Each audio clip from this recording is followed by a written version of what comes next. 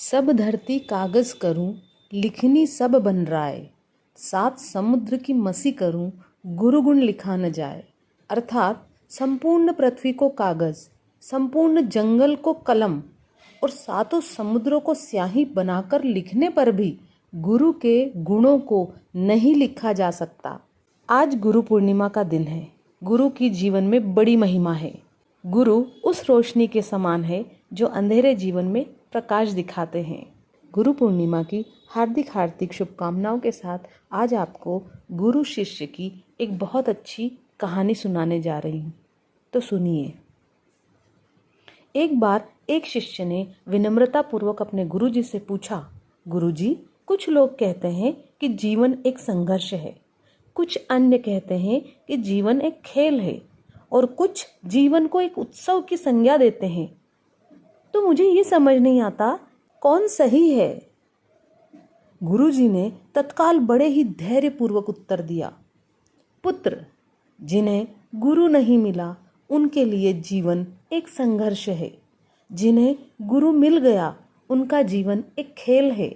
और जो लोग गुरु द्वारा बताए गए मार्ग पर चलने लगते हैं, मात्र वे ही जीवन को एक उत्सव का नाम देने का साहस जुटा पाते हैं। यह उत्तर सुनने के बाद भी शिष्य पूरी तरह से संतुष्ट नहीं हुआ। गुरुजी को इसका आभास हो गया। वे कहने लगे, लो, तुम्हें इस संदर्भ में एक कहानी सुनाता हूँ। ध्यान से सुनोगे तो स्वयं ही अपने प्रश्न का उत्तर पा सकोगे। उन्होंने कहानी सुनाई।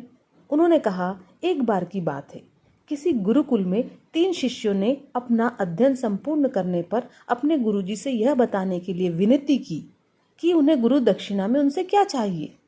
गुरुजी पहले तो मंद मंद मुस्कुराए और फिर बड़े स्नेहपूर्वक कहने लगे, मुझे तुमसे गुरु दक्षिणा में एक थैला भर के सूखी पत्तियां चाहिए, ला सकोगे? वे तीनों मन ही मन बहुत प्रसन्न हुए, क्योंकि उन्हें लगा कि वे बड़ी आसानी से अपने गुरुजी की इच्छा पूरी कर सकेंगे। सूखी पत्तियां तो जंगल में हर जगह रहती है। वे उत्साहपूर्वक एक ही स्वर में बोले, जी गुरुजी, जैसी आपकी आज्ञा। अब वे तीनों शिष्य चलते चलते एक जंगल में पहुंच चुके थे, लेकिन यह देखकर कि वहां पर तो सूखी पत्तियां केवल एक मुट्ठी भरी थी, उनके आश्चर्य का ठिकाना न रहा। वे सोच में पड़ गए कि आखिर जंगल में कौन सूखी पत्तियां उठाकर ले गया होगा। इतने में ही उन्हें दूर से आता हुआ एक कोई किसान दिखाई दिया। वे उसके पास पहुंचकर उससे विनम्रतापूर्वक याचना करने लगे कि वह उन्हें केवल एक थैला भरकर सूखी पत्तियां दे दे। अब उस किसान ने उनसे क्षमा याचना करते हुए कहा और बताया कि वह उनकी मदद नहीं कर सकता, क्योंकि उसने सूखी पत्तियों का ईंधन के रूप में पहले ही प्रयोग कर लिया था। अब वे तीनों पास में ही बसे गांव की ओर इस आशा से बढ़ने लगे कि हो सकता है उस गांव में उनकी कोई सहायता कर सके। वहां पहुंचकर उन्होंने जब एक व्यापारी को देखा तो बड़ी उम्मीद से उससे एक थैला भर सूखी पत्तियां देने के लिए प्रार्थना करने लगे। लेकिन उन्हें फिर से एक बार निराशा ही हाथ आई, क्योंकि उस व्यापारी ने तो पहले ही कुछ पैसे कमाने के लिए सूखी पत्तियों के दोने बनाकर बेच दिए थे। लेकिन उस व्यापारी ने उदारता दिखाते हुए उन्हें एक बूढ़ी माँ का पता बताया जो सूखी पत्तियां एकत्रित किया करती थी। पर भाग्य ने यहाँ पर भी उनका साथ नहीं दिया, क्योंकि वह बूढ़ी माँ तो उन पत्तियों को अलग अलग करके कई प्रकार की औषधियां बनाया करती थी। अब निराश होकर वे तीनों खाली हाथ ही गुरुकुल लौट गए।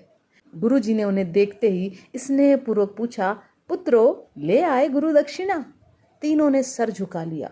गुरुजी द्वारा दोबारा पूछे जाने पर उनमें से एक शिष्य कहने लगा, गुरुदेव, हम आपकी इच्छा पूरी नहीं कर पाए। हमने सोचा था कि सूखी पत्तियां तो जंगल में सभी और बिखरी ही रहती होंगी, लेकिन बड़े ही आश्चर्य की बात है कि लोग उनका भी कितनी तरह से उपयोग करते हैं। गुरुजी फिर पहले ही की तरह मुस्कुराते हुए प्रेम पूर्वक बोले, निराश क्यों होते हो? प्रसन्न हो जाओ और यही ज्ञान कि सूखी पत्तियां भी व्यर्थ नहीं हुआ करती, बल्कि उनके भी अनेक उपयोग हुआ करते हैं। मुझे गुरु दक्षिणा के रूप में दे दो।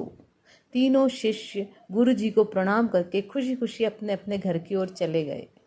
वह शिष्य जो गुरु जी की कहानी को एकाग्र चित्त होकर सुन रहा था, अचानक बड़े उत्साह से बोला, गुरुजी, अब मुझे अच्छी तरह से ज्ञात हो गया है कि आप क्या कहना चाहते हैं।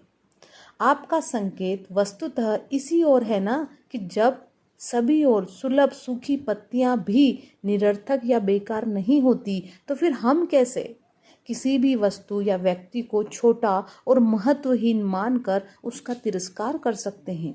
चींटी से लेकर हाथी तक और सुई से लेकर तलवार तक सभी का अपना अपना महत्व होता है। गुरुजी भी तुरंत बोले, हाँ पुत्र, मेरे कहने का भी यही तात्पर्य है कि हम जब भी किसी से मिले तो उसे यथा योग्य मान देने का भरसक प्रयास करें, ताकि आपस में स्नेह, सद्भावना, सहानुभूति एवं सहिष्णुता का विस्तार होता रहे और हमारा जीवन संघर्ष के बजाय उत्सव बन सके। दूसरा, यदि जीवन को एक खेल माना जाए तो बेहतर यही होगा कि हम निर्विक्षेप, स्वस्थ एवं शांत प्रतियोगिता में ही भाग लें और अपने निष्पादन तथा निर्माण को ऊंचाई के शिखर पर ले जाने का अथक प्रयास करें। अब शिष्य पूरी तरह से संतुष्ट था। अंततः यही कहना चाहते हैं कि यदि हम मन, वचन और कर्म इन तीनों ही स्तरों पर इस कहानी का मूल्यांकन करें तो भी यह कहानी खरी ही उतरेगी।